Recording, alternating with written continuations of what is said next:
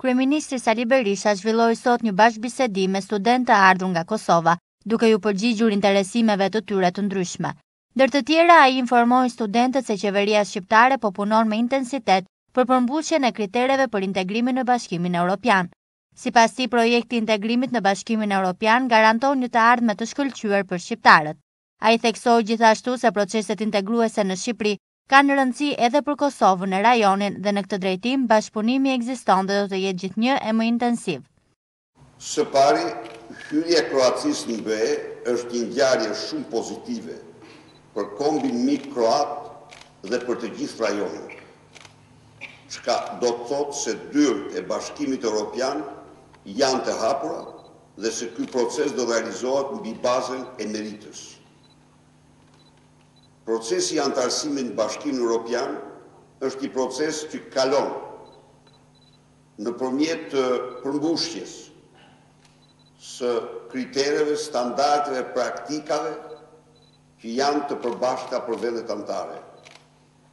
Të gjitha këto synojnë tre gjëra: që qytetarët të bëhen më të lirë, që qytetarët të bëhen më të sigurt, që qytetarët të bëhen më të mëkanë. Ndaj dhe absolutisht ky është projekti që garanton të ardhmen më të shkëlqyer për shqiptarët.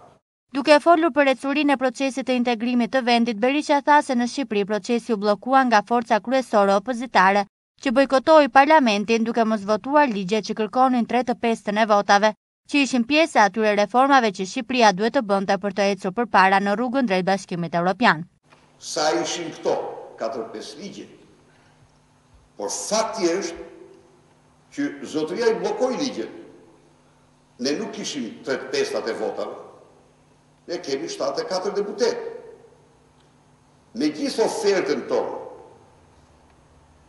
me gjithë ofertat tona të përsëritura, zotëria nuk pranoi asnjëherë të votojë, duke besuar se nëpërmjet bllokimit të statusit do të dëmtonte qeverinë.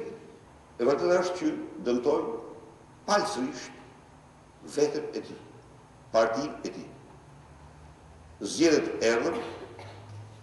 erdhën të majtë dhe koalicioni që ai drejtoi, pasi hyrën në këto zgjedhje lokale për një plebishit kundër qeverisë, mori 12% më pak se koalicioni i qeverisës dhe pat një humbje të 4 fish personale në qytetin e Tiranës. Mëtej ai theksoi gjithashtu se mbetet i hapur për bashkëpunimin me opozitën, por është i vendosur për të mbrojtur parimet.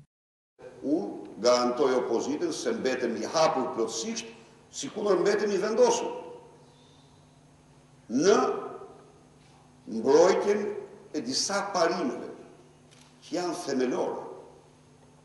Kur një shumicë, një pakicë s'mund t'i diktoj në kundërshtim me ligjet dhe kushtetutën një shumice.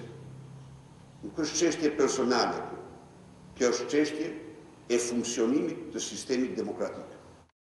Në mbi një orë bashkëbisedim me studentët nga Kosova, Berisha u është përgjigjur interesimeve të tyre dhe mbi ndërtimin e rrugës së kombit, bashkëpunimin mes Shqipërisë dhe Kosovës, zhvillimit të arsimit e të tjerë.